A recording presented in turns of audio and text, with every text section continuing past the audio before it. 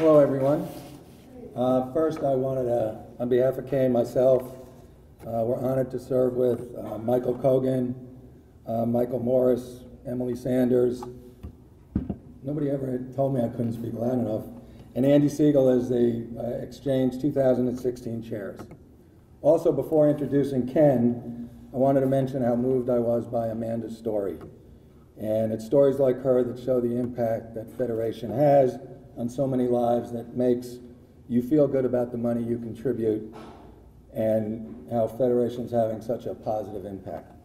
Let me also say that this whole experience has sort of changed me a little bit. I've always been one that contributes with his pocketbook as opposed to his time. But having watched everybody here that's been involved with this program and the eons of emails back and forth and how everybody has taken such pride in it, it makes me feel that I need to do a little bit more and get off my backside and do more than just contribute with money, but with my time. So that's been a revelation, and I think it's a good thing. Before I introduce Ken, I want to introduce his better half, Dee Dee Feinberg, who's here with us tonight. She's a remarkable person in her own right and one of the most significant Federation leaders in the country. I have to make sure I hit all of these points, okay? Dee Dee's a past president of Jewish Federation of Washington, D.C., the immediate past chair of the Executive Committee for Jewish Federations of North America, the Federation national organization, and holder of many numerous leadership roles in the local, national, and global Jewish community. It's a great deal of personal pleasure that I ask you to welcome and recognize Dee Dee Feinberg.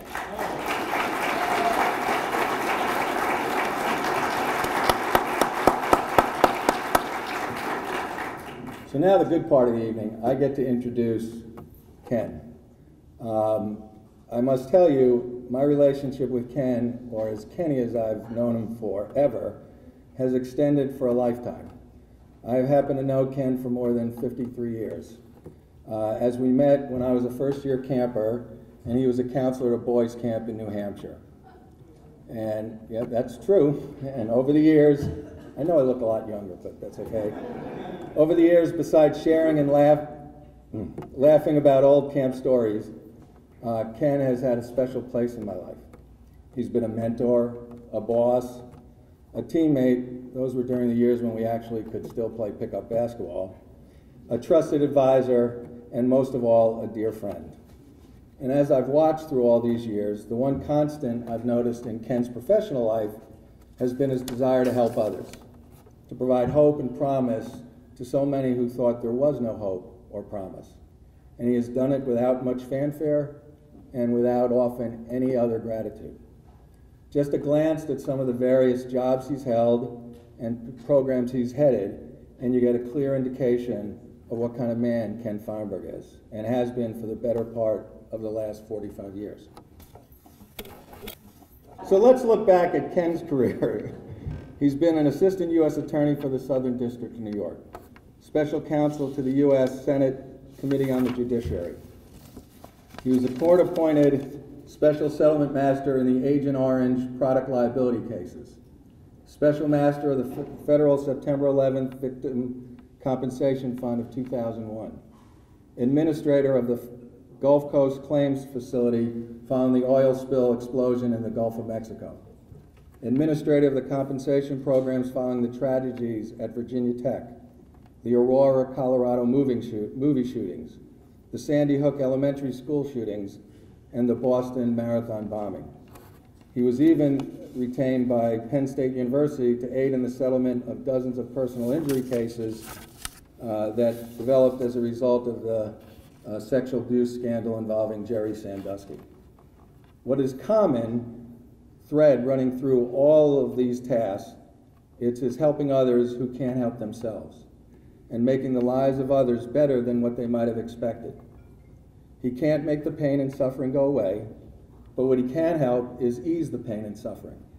And throughout his career, he's done it selfishly and tirelessly. As you can imagine, when it comes to Ken, I'm pretty biased. But others have said of him, he's the nation's leading expert on picking up the pieces.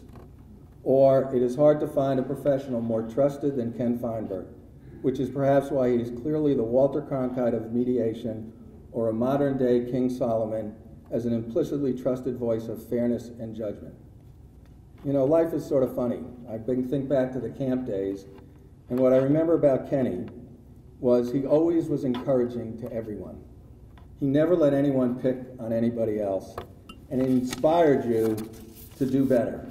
He made you believe that tomorrow was a better day.